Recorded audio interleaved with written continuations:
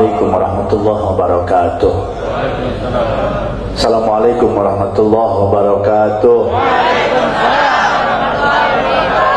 Subhanallah walhamdulillah wa la ilaha illallah wallahu akbar wa la hawla wa la quwwata illa billahil aliyyil azim. Allahumma salli ala sayyidina Muhammad wa ala sayyidina Muhammad, amma ba'du. Guru kita semua Habib Muhammad Syafi'i bin Idris Al-Idris, para kiai, para sesepuh, para bini sepuh yang hadir pada kesempatan malam hari ini, pada pagi hari ini. Wong nek ngantuk ya rasa jabusi. Ini Habibnya ngantuk, saya juga ngantuk ya. Dan para jamaah semuanya yang dirahmati Allah Subhanahu wa taala, juga para pemirsa lewat fanpage Buya Sony, segala puja dan puji syukur kita haturkan kehadirat Allah Subhanahu wa taala yang alhamdulillah telah mempertemukan kita pada pagi hari ini di halaman Pondok Pesantren Darul Hidayah dalam keadaan sehat walafiat. Salawat serta salam semoga terus menerus dapat selalu dan selalu kita ucapkan, yang kita tujukan kepada junjungan kita baginda Nabi Muhammad sallallahu alaihi wa alihi wasallam. Mohon doanya untuk Pondok Darul Hidayah bangun terus insyaallah sebelum bulan 7 tahun depan. Santri baru masuk, lantai 4 harus sudah selesai. Ini 4 lantai insyaallah. Lantai 3 atasnya masih ada 1 lantai lagi, nanti khusus di atas untuk khusus musola dan untuk tempat makan. Jadi makan di lantai 4, nanti bisa melihat di sekitarnya. Hadirin yang dimuliakan Allah Subhanahu wa taala, pada kesempatan pagi hari ini kita akan membahas satu tema. Ini karena Muharram, saya bahasnya ini episode setahun ini balik khilafiyah meneh di mana-mana. Saya sudah suwi ora bahas khilafiyah. Ya, bahas seneng bahas khilafiyah melek. Pada kesempatan pagi hari ini kita akan membahas satu kajian dengan tema bid'ah. Ya, temanya keren, bid'ah. Hadirin yang dimuliakan Allah Subhanahu wa taala, bid'ah maknanya secara bahasa adalah sesuatu yang baru. Saya ulang, makna secara bahasa adalah sesuatu yang baru. Maknanya secara syariat adalah sesuatu yang baru yang di zaman Nabi Muhammad sallallahu alaihi wa alihi wasallam tidak ada, lalu di zaman berikutnya sesudah Rasul meninggal itu ada. Itu yang dinamakan bid'ah. Saya ulang, secara bahasa bid'ah itu adalah sesuatu yang baru. Maka di dalam Al-Quran, di dalam surah Al-Baqarah ada satu ayat, Badi'us samawati wal ardh, bahwa tatkala Allah membuat langit dan bumi itu merupakan bid'ah, merupakan sesuatu yang baru. Kenapa? Sebelum diciptakan oleh Allah belum ada langit, juga belum ada bumi. Maka juga diucapkan oleh Allah Badi'us samawati wal ardh. Sedangkan secara syariat sesuatu yang baru yang di zaman Nabi tidak ada, sekarang ada. Itu makna bid'ah secara syariat. Hadirin yang dimuliakan Allah, ada satu hadis yang dimana hadis ini didengung-dengungkan oleh orang di luar kita, ahlu sunnah wal jamaah an-nahdiyah, untuk memukul saudara-saudaranya sesama muslim, untuk merendahkan, untuk menghabisi saudaranya sesama muslim, terutama orang-orang seperti kita. Yaitu hadis rawahul Imam An-Nasa'i, kullu bid'atin dolalah wa kullu dolalatin finnar. Kullu di situ dimaknai semua. Kalau kullu dimaknai semua, maka terjemahannya semua yang bid'ah, ya kullu bid'atin dolalah, semua yang baru berarti dolalah, sesat. Wa kullu dolalatin finnar, dan semuanya yang sesat adalah neraka. Hadirin yang dimuliakan Allah Subhanahu wa taala, kalau kullu dimaknai semuanya, maka kita umat Islam di akhir zaman gak ada yang selamat. Jangankan kita, para sahabat radhiyallahu taala anhum Sayyidina Umar, kalau kullu itu dimaknai semua, nggak selamat Sayyidina Umar. Kalau kullu itu dimaknai semua, Sayyidina Utsman nggak selamat. Kalau kullu itu dimaknai semua, Sayyidina Ali nggak selamat. Sayyidina Ali Zainal Abidin nggak semangat, nggak selamat. Imam Syafi'i, Maliki, Hambali, Hanafi nggak selamat. Tuh, kok bisa? Karena beliau-beliau yang saya sebut tadi, mulai dari sahabat, tabi'in, wa tabi'ut tabi'in, itu semuanya melakukan bid'ah, melakukan sesuatu yang baru yang di zaman Nabi tidak ada, di zaman beliau diadakan. Loh, apa ada buktinya Ustaz? Nanti di bab akhir kita bahas itu. Contoh-contoh bid'ahnya Sayyidina Umar, terus kemudian ulama tabi'in, tabi'ut tabi'in, sampai ulama-ulama akhir zaman membuat bid'ah. Bahkan ulama-ulamanya Wahabi, nanti kita sebutkan beberapa contoh melaksanakan bid'ah. Hadirin yang dimuliakan Allah Subhanahu wa taala, lalu bid'ah, lalu sesuatu yang baru, itu yang bagaimana toh? Satu, menurut Kanjeng Nabi Muhammad sallallahu alaihi wasallam. Jadi acuannya hadis dulu. Baginda Nabi Muhammad sallallahu alaihi wasallam bersabda, hadis sahih rawahul Imam Muslim, "Man ahdatsa fi amrina hada ma laisa minhu fahuwa raddun." Barang siapa yang membuat sesuatu yang baru. Sesuatu yang baru yang apa? Yaitu sesuatu yang baru dari man ahdatsa fi amrina hada. Barang siapa membuat sesuatu yang baru dalam masalah agama, ya, atau di dalam agama ini. Kemudian ayat hadis selanjutnya, malaisa minhu, yang tidak bersumber dari agama. Sebagaimana saya sampaikan, bahwa radun maka tertolak. Sebagaimana sering saya sampaikan, sumber agama itu tidak hanya yang dilakukan Rasul. Saya ulang, sumber agama itu tidak hanya yang dilakukan Rasul, tapi sumber agama itu minimal ada 4. Apa itu? 1, Quran. Yang kedua, hadis. Yang ketiga, ijma'nya para ulama. Dimulai dari ijma'nya sahabat, ijma'nya ulama sesudah sahabat, tabi'in, tabi'ut tabi'in sampai akhir zaman. Kemudian yang keempat, yaitu qiyasnya para sahabat, tabi'in, tabi'ut tabi'in, dan ulama-ulama sampai akhir zaman. Bahas bab 1 saja, hadis, ya. Hadis kalau versinya orang di luar kita, yang dinamakan hadis adalah yang dilaksanakan Rasul, yaitu namanya hadis. Maka sering kita mendengar kata-kata, kamu begitu itu dilaksanakan Rasul enggak? Kalau enggak dilaksanakan Rasul, ya tinggal saja. Kan kita sering mendengar seperti itu. Itu versi mereka. Lalu kalau versi Ahlus Sunnah wal Jamaah bagaimana? Yang dinamakan hadis adalah min qaulin au fi'lin au takrir au saf. Yang dinamakan hadis adalah tiap-tiap ucapannya Rasul. Nomor 1, ada hadis namanya hadis qauliyah, ucapan Rasul. Au fi'lin. Kemudian yang kedua, tiap-tiap perbuatannya Rasul, ya.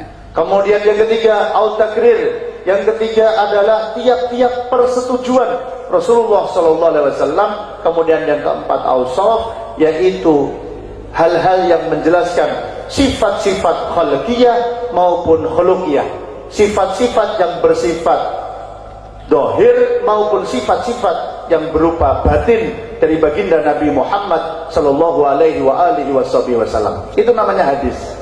Jadi hadis itu tidak hanya dari perbuatan Rasulullah. Oh, kalau yang tidak dilakukan Rasulullah berarti tertolak. Wah, kalau begitu kita semuanya masalah semua nih Pak. Dan mahapunten. Kembali lagi, kalau kullu dimaknai semua, kula jenengan neraka kabeh niki. Ya, kula panjenengan neraka kabeh. Nganggo kathok dawa neraka, nganggo kupluk ireng neraka. Lah kupluk kan mboten ibadah Ustaz, kupluk kan urusan dunia. Ibadah napa dunia nek jenengan nggo ning pasar. Tapi nek jenengan nggo salat kan dadi kupluk ibadah. Nggih mboten? Sebab ada aturan memakai penutup kepala. Penutup kepala bagi laki-laki kalau sampai napa jenenge menutup kening, maka itu salatnya jadi batal. Sebab sing nemplek tempat sujud kupluknya, bukan keningnya. Berarti kupluk masuk ranah ibadah. Halo? Jelas apa belum? Peci masuk ranah ibadah. Kumpul-kumpul hari Minggu, dunia apa agama? Kalau kumpulnya nenggon Car Free Day, dunia. Ya, Kalau kumpulnya di Car Free Day. Car Free Day itu apa? Jalan bebas, free bebas, hari bebas mobil, ya hari bebas mobil. Ya saat sepeda motor barang maksudnya ra entuk. Jadi jalan-jalan. Pengakui seumur-umur teko Car Free Day itu pisan gara-gara saudara sakit di rumah sakit kasih ibu, dari dulu suasana Car Free Day seperti apa, ternyata lebih meriah daripada pengajian. Car Free Day orang undangan, tanggo pengumuman rame nih, masya Allah, lanang wedok teko kabeh, ya kan, pengajiannya ya lanang wedok ya teko kabeh, tapi kok yo iso akeh koyo Car Free Day, masya Allah. Kalau kumpul-kumpul di hari Minggu, kalau acaranya di Car Free Day di jalan-jalan itu dunia. Tapi kalau kumpul di hari Minggu untuk pengajian, ini ibadah. Rasul nggak pernah mengkhususkan hari Minggu seperti ini. Maka kembali lagi, kalau kullu dimaknai semua, maka nggak ada orang yang selamat. Wabeh neraka kabeh.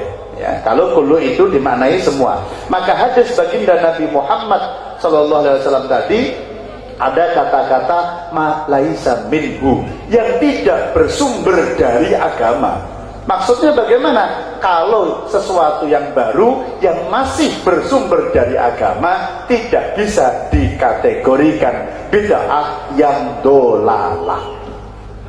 Ya, dalil itu kan biasanya untuk memukul kita. Enggak. Dalil itu justru menjadi dalil buat kita. Untuk apa? Untuk membuat satu bid'ah, sesuatu yang baru tapi yang ada dasarnya dari agama. Itu yang pertama. Yang kedua, baginda Nabi Muhammad sallallahu alaihi wasallam bersabda, hadis sahih rawahul Imam Muslim, man sanna fil islami sunnatan hasanatan falahu ajruha wa ajru man amila biha. Barang siapa yang mencontohkan perbuatan yang baik di dalam Islam, yang baru, yang baik di dalam Islam, maka ia mendapatkan pahala dan pahala orang yang mengikutinya. Man sanna fil islami sunnatan hasanatan.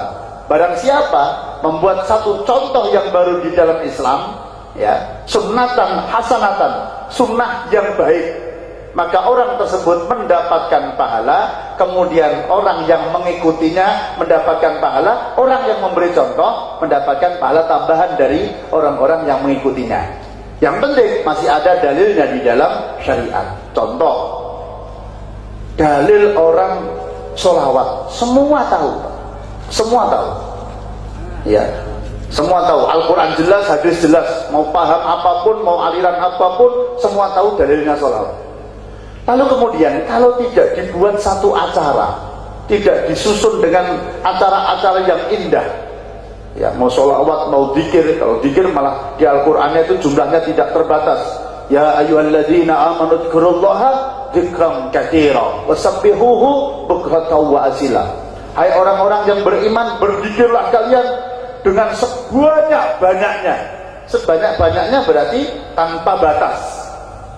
Kalau tidak muncul ulama-ulama seperti Ustadz Arifin Ilham, ya, tidak muncul ulama-ulama seperti Habib Syekh, seperti Habib Muhammad Safi bin Idrus al-Idrus, cobi jenengan neng omah selawatan dhewe seperempat jam, kesel Pak Mun Pak, ya, jenengan neng omah dikiran dhewe subhanallah subhanallah subhanallah paling 33, alhamdulillah 33, Allahu akbar 33, rampung 10 menit.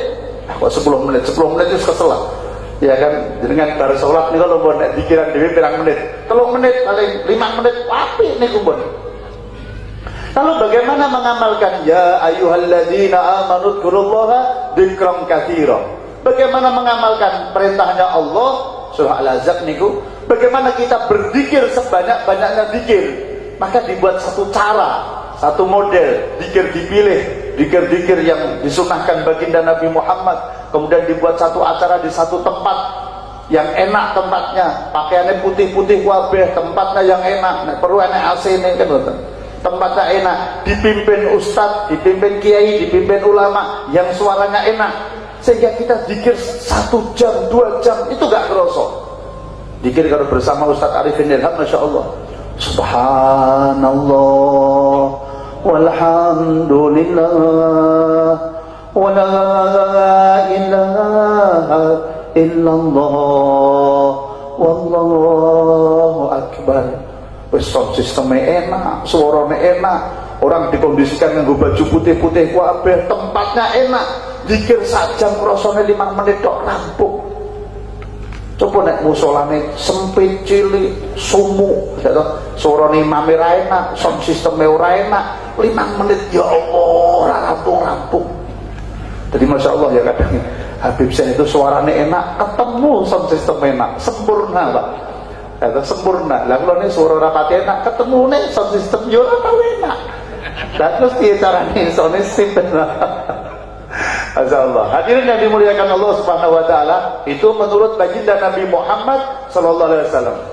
Jadi menurut baginda Nabi Muhammad tidak bisa dikatakan bid'ah yang dolalah kalau masih ada dalilnya dari agama. Malaisa minhu, tidak bersumber dari agama. Berarti kalau yang bersumber dari agama bukan termasuk bid'ah yang dolalah. Yang kedua, Sayyidina Umar bin Khattab radhiyallahu taala anhu, ya kan? Sayyidina Umar bin Khattab, beliau membuat satu bid'ah, membuat sesuatu yang baru. Apa itu? Tarawih 29 malam atau 30 malam selama bulan Ramadan di masjid berturut-turut. Di zaman baginda Nabi Muhammad nggak ada, di zaman Sayyidina Abu Bakar Siddiq nggak ada, baru di zaman Sayyidina Umar bin Khattab semua jamaah dikumpulkan. Beliau menunjuk satu imam yang hafal Quran, kemudian beliau taraweh 20 rakaat plus 3 witir. Dalam tarawehnya itu 1 hataman Quran. Ya, bisa jenengan bayang no, maca Al-Quran di dalam sholat taraweh 30 juz. Ya, penjenengan bayang no dewi. Ketika rampungnya jam piro, mulai jam piro apa jenengan pikir dewi lah. Ora percaya monggo jenengan nanggupi mengke. 20 rakaat 30 juz selesai.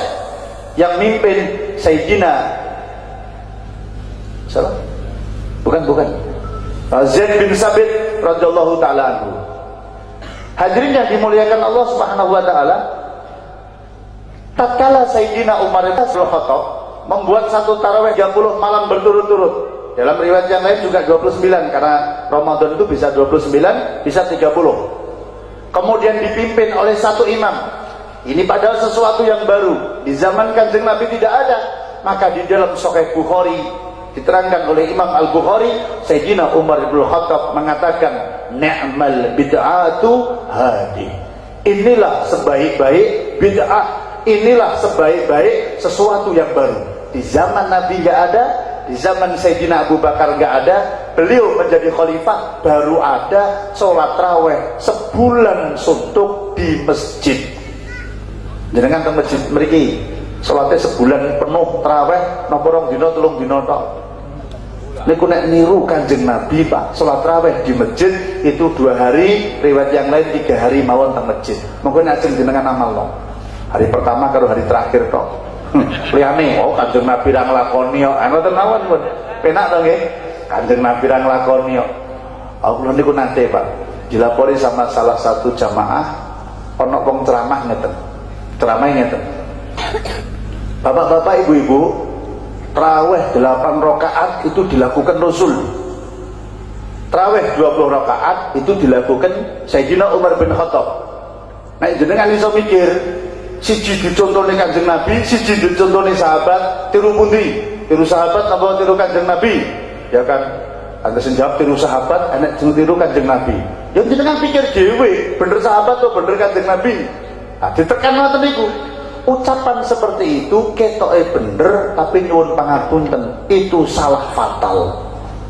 Ya, satu, hadis yang menjelaskan bahwa baginda Nabi Muhammad sallallahu alaihi wasallam tarawih 8 rakaat nyuwun pangapunten. Tidak ada satu ulama pun yang mengatakan itu maknanya sholat tarawih. Hadisnya kan ngeten. Maka Rasulullah sallallahu alaihi wasallam yazidu fi Ramadan wala fi ghairihi. Rasul tidak pernah sholat di dalam bulan Ramadan maupun di luar bulan Ramadan lebih dari 11 rakaat. Oleh Imam Syafi'i, Maliki, Hambali, Hanafi sepakat yang dimaksud hadis tersebut bukan untuk sholat taraweh, tapi untuk sholat sunnah witir. Sebab ada kata-kata apa? Yazidu fi Ramadan wala fi ghairihi. Jadi di dalam bulan Ramadan juga di luar bulan Ramadan. Masa ada sholat dalam bulan Ramadan dan di luar bulan Ramadan jenenge taraweh? Kan betul itu. Yang ada di dalam bulan Ramadan dan di luar bulan Ramadan, apalagi jumlahnya ganjil, itu adalah sholat sunnah witir. Maka sholat witir itu paling pendek 1 rakaat, paling panjang 11 rakaat. Lalu ada pertanyaan, gimana Ustadz yang benar 8 atau 20? Tidak ada satu hadis pun sholat taraweh itu 8 rakaat, nggak ada. Ya, yang ada tadi itu, tapi itu bukan sholat taraweh, tapi yang dimaksud sholat sunnah witir. Lalu boleh nggak sholat taraweh 8 rakaat? Boleh. Jangankan 8 rakaat, 2 rakaat sah. Ya kan? Orang sholat tuh ya itu. Itu kan bukan sholat wajib toh, sholat sunnah. Tapi nyun mampu dan sunnah itu diajarkan Rasul bukan untuk ditinggalkan. Ya, maksudnya jenengan orang sholat taraweh ya ora dosa. Kan ngoten, tapi sungguh terlalu ngoten mawon. Ya ora dosa. Wong setahun pisan ora sholat kan. Ora dosa. Tapi sholat 2 rakaat sah, sah. 4 rakaat sah, 8 rakaat sah. Yang penting 2 rakaat salam, 2 rakaat salam. Salatul laili masna masna. Sholat sunnah di malam hari itu 2 rakaat salam, 2 rakaat salam. Jadi sekali lagi, menurut Sayyidina Umar bin Khattab radhiyallahu taala anhu, beliau mengatakan ni'mal bid'atu hadih, inilah sebaik-baik bid'ah. Berarti menurut Sayyidina Umar bin Khattab ada bid'ah yang baik. Kemudian yang ketiga, menurut Imam Asy-Syafi'i, menurut Imam Syafi'i bid'ah itu dibagi menjadi 2. Apa itu? 1 bid'ah mahmudah, yaitu bid'ah yang terpuji, sesuatu yang baru yang terpuji, sesuatu yang baru yang masih cocok dengan syariat. Yang kedua yaitu bid'ah mazmumah, yaitu bid'ah yang tercela. Apa itu? Sesuatu yang baru yang bertentangan dengan syariat, itu adalah bid'ah yang tercela. Dilanjutkan lagi oleh Imam Nawawi, ya, seorang ulama besar, penulis kitab Riyadhus Shalihin. Insyaallah semua orang Islam mempelajari kitab tersebut. Imam Nawawi membagi bid'ah menjadi 5. Kalau menurut Sayyidina Umar bin Khattab ada bid'ah yang baik. Menurut Imam Syafi'i ada bid'ah yang baik, ada bid'ah yang tercela. Menurut Imam Nawawi, bid'ah sesuatu yang baru dibagi menjadi 5. Apa saja? 1 wajibatun, wa mangdubatun, wa mubahatun, wa makruhatun, wa muharramatun. Bid'ah dibagi menjadi 5. 1 bid'ah yang wajib, 2 yaitu bid'ah yang sunnah, 3 bid'ah yang mubah, 4 bid'ah yang makruh, nomor 5 bid'ah yang haram. Jadi bid'ah niku ada yang hukumnya wajib, wajib membuat bid'ah. Yang kedua ada bid'ah yang jika dilaksanakan sunnah. Yang ketiga ada bid'ah sesuatu yang baru yang dilaksanakan mubah, nggak dosa, ya untuk ganjaran. Ada bid'ah yang jika dilaksanakan makruh, ada yang bid'ah jika dilaksanakan berdosa. Pun saya tidak membahas ini, tapi yang ingin saya bahas bab selanjutnya adalah contoh-contoh bid'ah yang dilaksanakan oleh manusia-manusia, oleh orang-orang sesudah baginda Nabi Muhammad sallallahu alaihi wasallam. 1, kalau ada orang mengatakan begini, bid'ah itu sesuatu yang tidak dilakukan Rasul, itu bid'ah.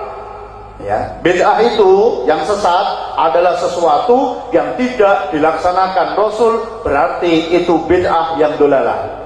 1, tatkala Kanjeng Nabi masih hidup, ternyata sahabat-sahabat banyak yang melaksanakan sesuatu yang tidak diajarkan Nabi Muhammad. Kanjeng Nabi gak ngajarkan, Quran gak ngajarkan, tetapi para sahabat berijtihad sendiri untuk melaksanakan sesuatu tersebut. Napa mawon? Nomor 9, salat sunnah ba'dal wudu yang dilakukan oleh Sayyidina Bilal. Salat sunnah ba'dal wudu, suatu ketika, ini Sahih Bukhari, Kanjeng Nabi Muhammad sallallahu alaihi wasallam. Allahumma shalli alaihi. Kanjeng Nabi bermimpi melihat sandalnya Bilal yang dari kayu sudah jalan-jalan di surga. Sekali lagi, di dalam akidah kita Ahlus Sunnah wal Jamaah, mimpinya Rasul itu adalah wahyu. Mimpinya Kanjeng Nabi Muhammad wahyu, mimpinya Kanjeng Nabi Ibrahim juga wahyu. Menyembelih putranya Ismail itu wahyu. Kalau mimpi kula panjenengan wahyuni. Ya. Mimpinya Rasul wahyu, nek mimpinya kula panjenengan wahyuni. Sebab arep turu bayangke wong wedok ade ketemune karo wahyuni. Sandalnya Rasul sudah jalan-jalan di surga, mimpinya Rasulullah. Kemudian sesudah beliau bangun, ya kan? Kemudian beliau ketemu dengan Sayyidina Bilal, memanggil Sayyidina Bilal, "Wahai Bilal, apa amalanmu? Kok aku tatkala mimpi melihat sandalmu sudah jalan-jalan di surga?" "Ya Rasul, amalan saya biasa saja ya Rasul." "Enggak, pasti kamu punya amalan yang spesial." Ya kan? Pasti kamu punya amalan yang spesial. Apa itu, sebutkan kepadaku. Diingat, apa yang spesial? Lalu kemudian beliau mengatakan, "Ya Rasul, saya itu setiap habis wudhu, ya, itu langsung sholat sunnah 2 rakaat. Kapanpun saya batal, kemudian wudhu, saya sholat sunnah 2 rakaat. Kapanpun saya batal, saya wudhu lagi, kemudian sholat sunnah 2 rakaat. Sholat sunnah ba'dal wudhu." Subhanallah, ternyata Rasul tidak mengatakan bid'ah, bid'ah. Orang gara-gara sholat sunnahmu ba'dal wudhu, sandalmu sudah jalan-jalan di surga. Nomor setunggal. Nomor kali, hadis sahih rawahul Imam Muslim. Suatu ketika Rasulullah sallallahu alaihi wasallam tatkala beliau sedang salat, Allahu Akbar, beliau membaca doa iftitah. Yang di belakangnya juga membaca doa iftitah. Tapi yang di belakangnya jamaah ada yang membaca doa iftitah yang tidak pernah diajarkan Rasulullah. Allahu Akbar kabira walhamdulillahi katsira ila akhir. Itu tidak pernah diajarkan oleh Rasulullah sallallahu alaihi wasallam. Ya kan? Begitu beliau salam, kemudian beliau tanya, "Siapa tadi yang membaca doa iftitah? Doa pembuka sebelum membaca Fatihah, Allahu Akbar kabira walhamdulillahi katsira wa subhanallahi bukratan wa asila." Siapa tadi yang membaca doa seperti itu? Ya, ila akhir, sampai akhir. Tidak ada yang ngomong apa-apa, diam semuanya. Diulang lagi 2 kali. Siapa tadi yang membaca doa Allahu Akbar kabira walhamdulillahi katsira? Diam semua. Sampai 3 kali, diam semua. Baru kemudian Rasul menjawab. Rasul memberikan jawaban, "Ketahuilah, berkat doamu pintu ars terbuka, antara doamu dengan Allah tidak ada hijab." Baru kemudian ngacung, "Saya ya Rasul." Sahih Muslim. Sayyidina Ibnu Umar yang hadir saat itu, kemudian beliau mengatakan, "Dari mulai saat itu sampai saya meninggal dunia, tidak pernah meninggalkan doa iftitah Allahu Akbar kabira walhamdulillahi katsira ila akhir."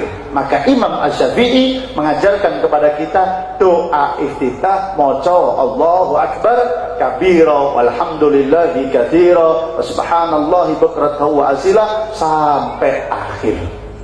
Sahih rawahul Imam Muslim. Kanjeng Nabi orang mengajarkan, tapi sahabat yang melakukan. Al-Quran tidak mengajarkan, sahabat yang melakukan. Nomor terakhir, nomor 3, contoh sahabat banyak menikah. Imam Masjid Kuba. Ya. Imam Masjid Kuba ini tentu aneh Pak, aneh-aneh. Apa itu? Setiap sudah baca Fatihah, sebelum membaca surat-surat, beliau selalu mengawali dengan membaca surah Al-Ikhlas. Jadi umpama rakaat pertama sesudah baca surah Al-Fatihah langsung membaca Qulhu. Bismillahirrahmanirrahim.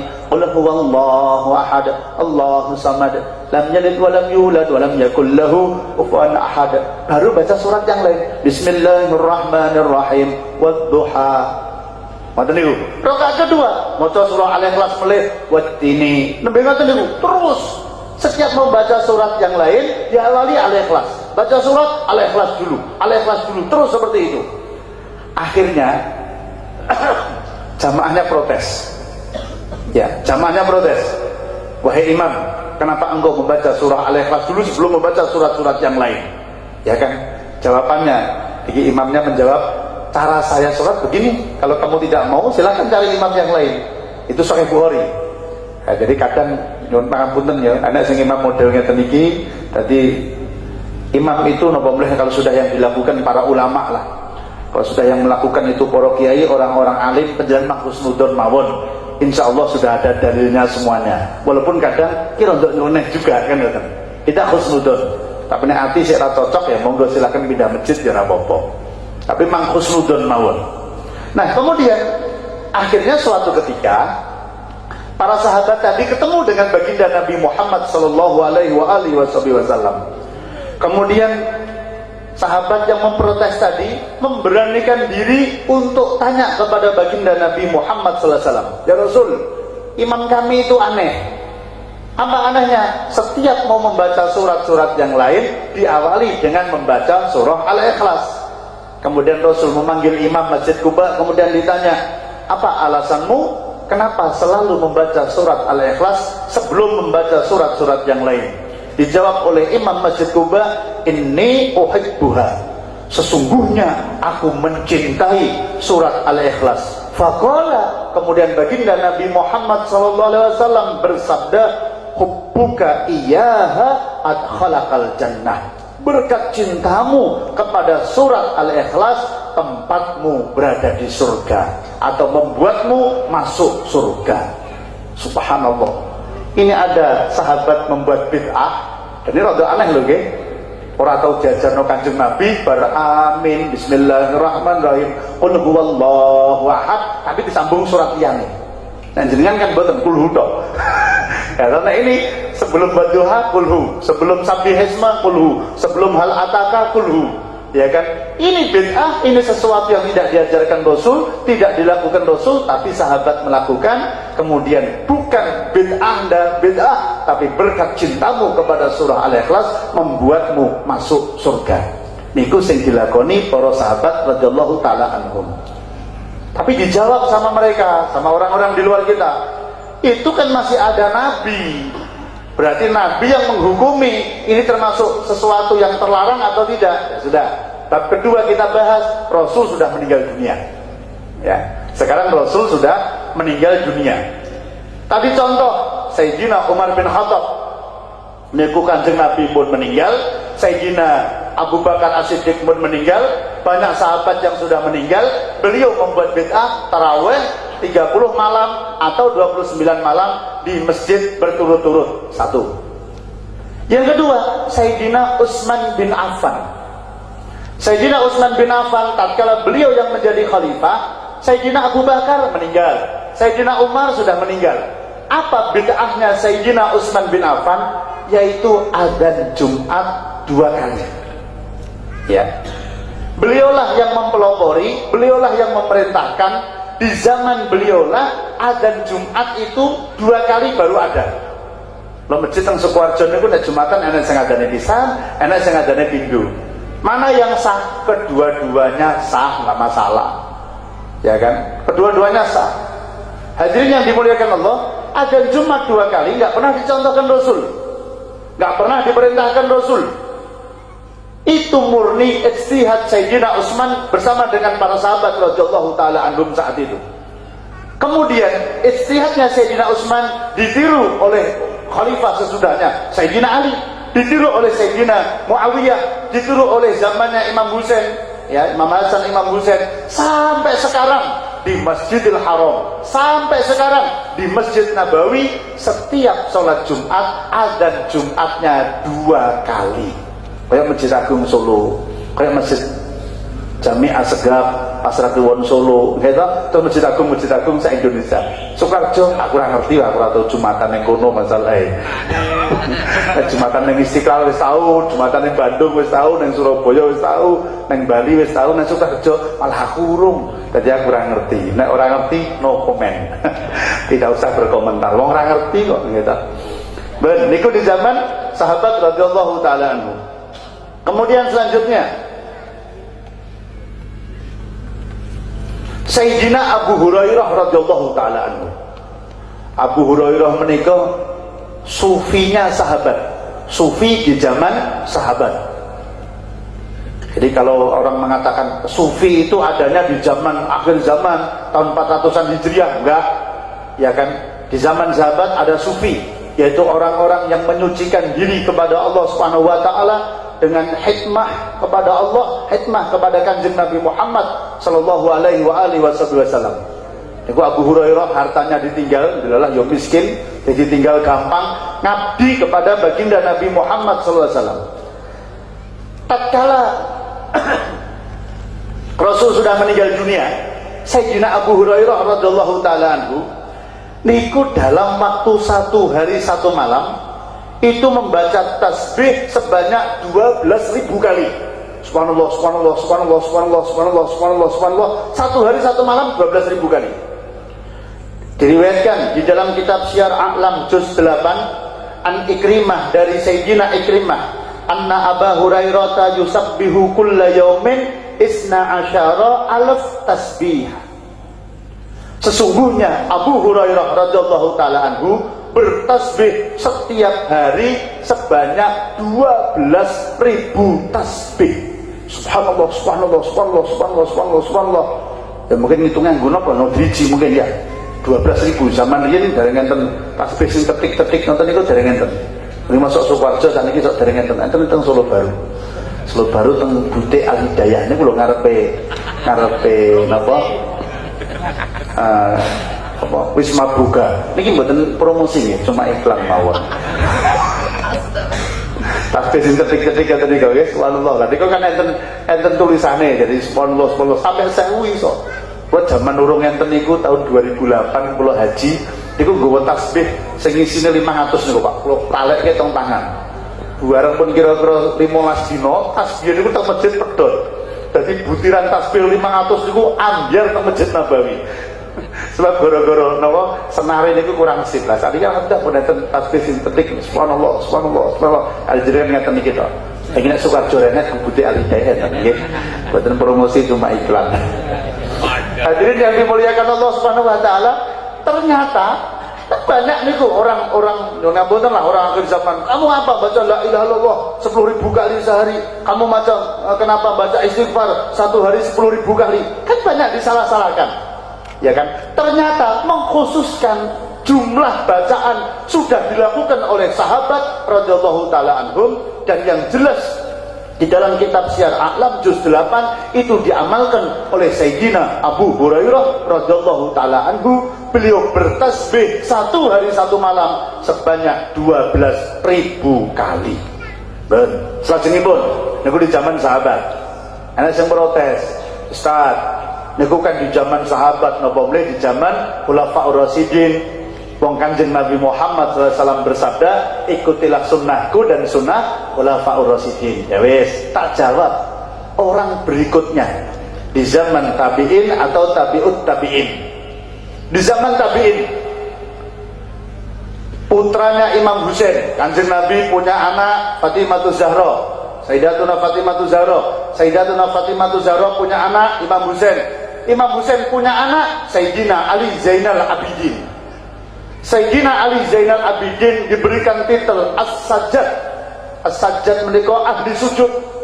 Kenapa? Karena beliau telah membuat satu bid'ah, telah membuat sesuatu yang baru. Apa itu? Beliau sholat sunnah sehari semalam apa semalam? Semalam 1000 rakaat. Ya, ini bid'ahnya Imam Ali Zainal Abidin. Semua orang sedunia tahu, semua orang Islam. Beliau diberikan titel As-Sajjad, ya, ahli sujud. Karena apa? Beliau tercatat di dalam sejarah dalam sehari semalam diterangkan oleh Imam Ad-Dahabi bahwa beliau sholat dalam waktu semalam, sholat sunnah 1000 rakaat. Tidak pernah ditemukan satupun riwayat Kanjeng Nabi sholat sunnah 1000 rakaat. Nggak ada. Ya, dalam jumlah hitungan yang jelas yang pasti nggak ada. Hanya riwayat Kanjeng Nabi itu sholatnya panjang. Ya, bacaannya panjang, juga rakaatnya banyak. Sampai diriwayatkan kaki beliau sampai bengkak gara-gara lama berdiri. Hanya itu saja. Sedangkan jumlah yang ditentukan itu tidak ada. Ternyata yang membuat bid'ah siapa? Sesuatu yang baru siapa? Imam Ali Zainal Abidin bin Husain bin Sayyidatuna Fatimah Zahra binti baginda Nabi Muhammad sallallahu alaihi wasallam. Salat sunnah dalam semalam 1000 rakaat. Imam Ali Zainal Abidin. Saya tambah sedikit lagi. Imam Ahmad bin Hanbal atau Imam Hambali, seorang ulama yang hafal 1 juta hadis. Beliau adalah gurunya Imam Bukhari dan gurunya Imam Muslim. Imam Ahmad bin Hanbal membuat bid'ah. Saya terangkan di sini 2. Yang pertama, Imam Hambali membuat bid'ah. Beliau sholat sunnah dalam waktu semalam 300 rakaat. Niku Imam Hambali. Karena Abi yusalli fi kulli yaumin wa lailatin 300 rakaatin. Sesungguhnya ayahku sholat sunnah sehari semalam sebanyak 300 rakaat. Di dalam kitab Syiar A'lam juz 11 halaman 212. Imam Ahmad ibnu Hanbal sehari semalam sholat sunnah 300 rakaat. Tidak pernah dicontohkan Kanjeng Nabi Muhammad SAW. Itu ijtihad murni, hasil pemikiran dari Imam Ahmad bin Hanbal. Yo, sengarep debat sapa saiki masalah bid'ah. Kok titik bid'ah neraka gampang men. Sapa Samidi? Imam Hambali di dalam sholatnya membuat bid'ah. Bid'ahnya di dalam sholat itu, Pak. Napa bid'ahnya? Selama 40 tahun setiap kali Imam Hambali sholat selalu mendoakan gurunya Imam Syafi'i atau Muhammad bin Idris As-Syafi'i. Jadi Imam Hambali di dalam sholatnya, niku teng jero sholat toh, Pak, membuat bid'ah, membuat sesuatu yang baru yang tidak pernah dicontohkan Kanjeng Nabi. Napa bid'ahnya? Yaitu di dalam sholat beliau membaca Allahumma gfirli wali walidayya wali Muhammad bin Idris As-Syafi'i. Ya Allah, ampunilah dosaku dan dosa kedua orang tuaku dan dosa Muhammad bin Idris As-Syafi'i. Yang dimaksud adalah Imam Syafi'i. Itu dibaca selama 40 tahun tidak pernah lupa. Jadi setiap sholat Imam Ahmad bin Hanbal atau Imam Hambali niku selalu membaca Allahumma gfirli wali walidayya wali Muhammad bin Idris As-Syafi'i. Itu dilaksanakan selama 40 tahun. Buka di dalam manaqibnya Imam As-Syafi'i juz 2 halaman 254. Niku bid'ah yang dilaksanakan oleh Imam Ahmad ibnu Hanbal. Pun ulama akhir, ulama dokternya atau tokohnya atau idolanya atau yang diikuti oleh teman-teman kita Wahabi. Siapa yang dikatakan oleh mereka sebagai Syekhul Islam, ya, maha gurunya orang-orang Islam sesudahnya, maksudnya adalah kelompoknya mereka, yaitu Ibnu Taimiyah. Ibnu Taimiyah saya sebutkan membuat 2 bid'ah. Saya contohkan 2. 1, Ibnu Taimiyah tatkala beliau menunggu dari ba'dal subuh sampai isra, sampai matahari terbit, kan ada sunahnya. Barang siapa sesudah sholat subuh tidak kemana-mana, kecuali ada udzur syar'i, batal wudu, gak apa-apa, masuk lagi ke masjid, ya, tidak bergerak dari tempatnya sampai isra, sampai matahari terbit, maka orang tersebut mendapatkan pahala haji. Nah, ini Imam Ibnu Taimiyah mempunyai bid'ah. Apa bid'ahnya? Menunggunya karena perintahnya Rasul, nggak bid'ah, nggak sesuatu yang baru. Tapi di dalam menunggunya Imam Ibnu Taimiyah ini, beliau selalu membaca Al-Fatihah berulang-ulang. Bismillahirrahmanirrahim. Alhamdulillahirabbil alamin arrahmanirrahim maliki yaumiddin iyyaka na'budu wa iyyaka nasta'in ihdinas siratal mustaqim siratal ladzina an'amta 'alaihim ghairil maghdubi 'alaihim waladdallin. Amin. Bismillahirrahmanirrahim. Alhamdulillahirabbil alamin arrahmanirrahim maliki yaumiddin. Maksud itu terus mulai dari ba'dal subuh, ya, zikir sebentar, terus baca Fatihah terus sampai matahari terbit. Ayo mangpadosi dalile ning Quran enek apa ora, ning hadis enek apa ora, dilakoni Kanjeng Nabi yang kenapa mboten? Gak pernah ada satu riwayat pun diteliti oleh semua ulama, gak pernah. Itu murni bid'ah, itu murni sesuatu yang baru yang diajarkan oleh Imam Ibnu Taimiyah. Ulama yang lain sebelumnya tidak ada yang mengajarkan. Niku Ibnu Taimiyah. Itu bisa dibuka di dalam Manaqib Imam Ibnu Taimiyah halaman 37. Monggo silakan dibuka dewi-dewi. Di kitabnya. Orang duwe manuto pokoknya intine nek kabeh bid'ah sesat berarti sak ulama jenengan yo sesat kabeh. Contoh mulai wirid sesudah sholat sunnah fajar sampai subuh. Ya, menawi tadi itu wirid sesudah sholat subuh habis zikir sampai isyraq sampai matahari terbit. Wirid sesudah sholat sunnah fajar sampai subuh, hadis yang disabdakan oleh baginda Nabi Muhammad juga ditulis oleh Imam Al-Ghazali di dalam kitab Ihya Ulumuddin, itu juga diamalkan di pondok pesantren Darul Hidayah adalah Subhanallah wa bihamdih subhanallahil azim astagfirullah dibaca 100 kali. Monggo niki nek jenengan ngamalken, Rasul bersabda, barang siapa membaca doa ini subhanallah wa bihamdih subhanallahil azim astagfirullah subhanallah wa bihamdih subhanallahil azim astagfirullah dibaca 100 kali, maka orang tersebut dompetnya enggak pernah kosong. Ya, itu doa jalur duit karo Gusti Allah. Subhanallah wa bihamdih subhanallahil azim astagfirullah. Ya, itu donga jalur sugih karo Gusti Allah. Aja pengen ngamalkan mboten. Niku amalane pondok pesantren Darul Hidayah di antara niku Pak. Sedaya santri ya sak ustate niku sesudah sholat sunnah fajar ngenteni qomat niku membaca subhanallah wa bihamdih subhanallahil azim astagfirullah diwaca ping 100. Itu memang letterlock saking Kanjeng Nabi. Juga yang kedua juga ditulis oleh Imam Al-Ghazali di dalam kitab Ihya Ulumuddin. Nah, ini Imam Ibnu Taimiyah mboten maca niku, tetapi beliau di dalam kitab Madarijus Salikin juz 1 halaman 448 beliau mengajarkan satu wirid yang wirid tersebut tidak ditemukan di dalam hadis perintahnya baginda Nabi Muhammad, tidak ketemu. Apa itu? Yaitu wiridnya ya hayyu ya qayyum la ilaha illa anta birahmatika astaghis.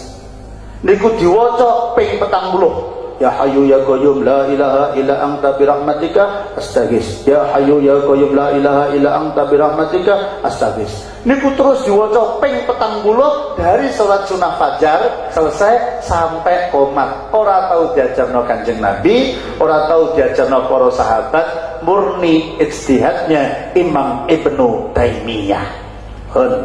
Niku nomor selajengipun terakhir.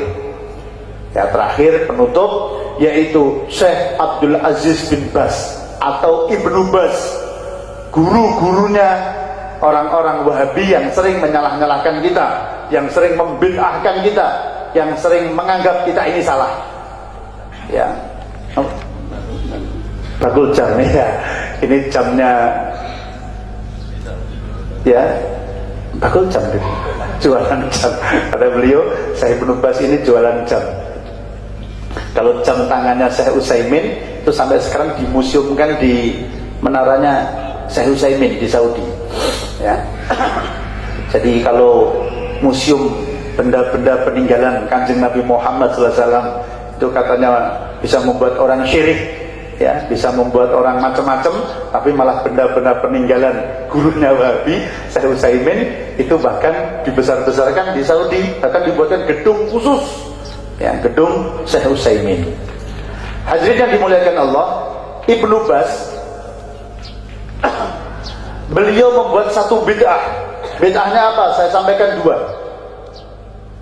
Yang pertama, doa keselamatan yang diamalkan oleh Ibnu Baz dibaca sesudah sholat subuh dan sesudah sholat maghrib, dijadikan zikir yang khusus. Apa itu? Membaca surah Al-Ikhlas, Al-Falaq, dan surah An-Nas.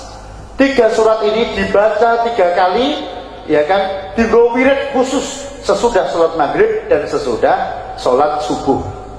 Kalau perintah secara secara umum tentang keistimewaan surat Al-Ikhlas ada. Perintah secara umum keistimewaan surah Al-Falaq ada. Perintah secara umum keistimewaan surah An-Nas ada. Tapi kalau riwayat hadis kok dienggo wirid khusus diwaca surah Al-Falaq, Al-Ikhlas, An-Nas diwaca ping telu, tidak ada satu riwayat pun yang khusus, enggak ada. Bukan Kanjeng Nabi nek bar salat subuh maca Al-Falaq, An-Nas, Al-Ikhlas ping 3, enggak ada. Tapi pertanyaannya, boleh tidak? Nah, kita orang Ahlussunnah wal Jamaah jelas boleh dan sudah dari dulu diamalkan. Tapi ini yang mengamalkan siapa? Ulamanya mereka yang mengatakan kowe dikira-kira nek tuntunane bid'ah, dosa, dikira-kira nek tuntunane bid'ah. Yang mengamalkan siapa? Ulamamu, Mas. Siapa? Ibnu Baz, yaitu ulama Saudi yang murid-muridnya di Indonesia ini sering menyesatkan kita, sering menyalahkan kita. Ternyata ulama Anda, yaitu Ibnu Baz, membuat wirid yang khusus yang tidak pernah diajarkan oleh Rasulullah. Membaca surah Al-Ikhlas, Al-Falaq, dan surah An-Nas dibaca 3 kali setiap ba'dal subuh dan setiap ba'dal maghrib. Terakhir, yaitu yang diajarkan oleh Ibnu Baz, ilmu penangkal sihir. Ya, ilmu penangkal sihir, atau nek enek wong kena sihir itu cara ngobati pripun. Nah, ini juga nggak pernah ini ada riwayat seperti ini, nggak pernah. Ini langsung, yaitu Ibnu Baz. Caranya bagaimana? Ambil air, ya, ambil air. Kemudian air itu di atas air diberikan 7 lembar daun sedir. Itu daun apa saya nggak mudeng itu. Di Indonesia apa enggak? Daun sedir itu dari daun apa itu? Aku tak boleh aneh iki godhong apa? Daun widoro. Widoro itu apa? Ada godhong widoro. Nah, daun widoro bahasa Indonesia apa? Bidara. Bidara. Oh iya, bidara. Widoro ngerti ku widara. Daun bidara. Oh iya ya, daun bidara. Daun widoro nek bahasa Indonesia daun bidara. Ini caranya Imam Ibnu Baz, kalau ada orang yang kena sihir, ya kan, itu ambil 7 lembar daun bidara, taruh di atas air, ya, taruh di atas air, airnya ditaruh di satu ember, kemudian bacakan surah Al-Fatihah, bacakan ayat kursi, bacakan surah Al-Ikhlas, bacakan surah Al-Falaq, bacakan surah An-Nas di atas air yang ada daun bidaranya tadi. Sesudah dibaca, lalu kemudian air itu untuk diminum, juga untuk mandi. Itu menyembuhkan dari sihir. Pertanyaannya, cara ngoten niku dilampahi Kanjeng Nabi napa mboten? Tidak pernah. Ya. Cara itu dilakukan Rasul enggak? Tidak pernah. Kalau ulama kita biasa ngoten niku, Pak. Ya. Rasul itu kalau ada orang sakit, ya, dari sekian hadis cuma ngeten loh. Ada orang sakit panas, bawakan air kepada beliau.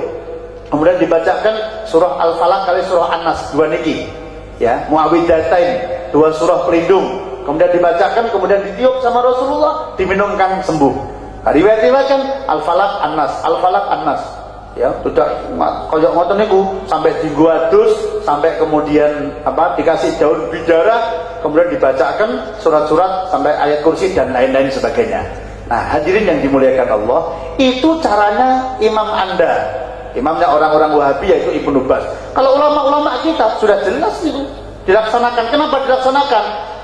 Diambilkan dari ayat apapun, sebab ayat Al-Quran itu merupakan syifa, merupakan ayat-ayat penyembuh. Jadi Al-Quran itu orang bertawasul dengan ayat Al-Quran, apapun digobat bisa, apapun pun, ya kan? Yasin ditawasuli dinggo apapun bisa. Cuma nek umumnya yasinan itu nek wong mati kan ngoten. Nek tenggen Solo Baru Pak tenggon daerah kula mboten. Yasinan niku dinggo tawasul napa? Sesuk arep digawe bengine yasinan. Lho ngoten niku Pak. Sesuk arep digawe yasinan. Besok arep peletakan batu pertama gawe omah bengine yasinan. Jadi surat Yasin untuk tawasul dalam hal napa mawon. Ya Allah, berkat Al-Quran, surat Yasin, bangun omah selamat, bangun omah lancar, bangun omah bedang dadi dan sebagainya. Apapun boleh, termasuk ayat Al-Quran. Untuk tawasul pengobatan diambilkan dari ayat manapun boleh. Nah, syukur-syukur di situ diambilkan satu ayat yang memang menerangkan tentang ayat-ayat sifat, ayat-ayat penyembuhan. Syukur melih ayat-ayat tersebut asbabun nuzulnya, ya, sebab turunnya ayat memang untuk penyembuhan. Terutama surah Al-Falaq kali surah An-Nas niku asbabun nuzulnya Kanjeng Nabi Muhammad SAW disihir, ya, oleh penyihir sampai beliau merasakan tubuhnya itu tertali oleh 9 ikatan. Kemudian malaikat Jibril datang meminta Rasul untuk membaca surah Al-Falaq alias surah An-Nas, kemudian diselamatkan oleh Allah, tali sihirnya itu kemudian lepas. Nah hadirin yang dimuliakan Allah, itu kajian kita pada kesempatan pagi hari ini. Yang intinya adalah bahwa tidak semua yang baru itu adalah sesat.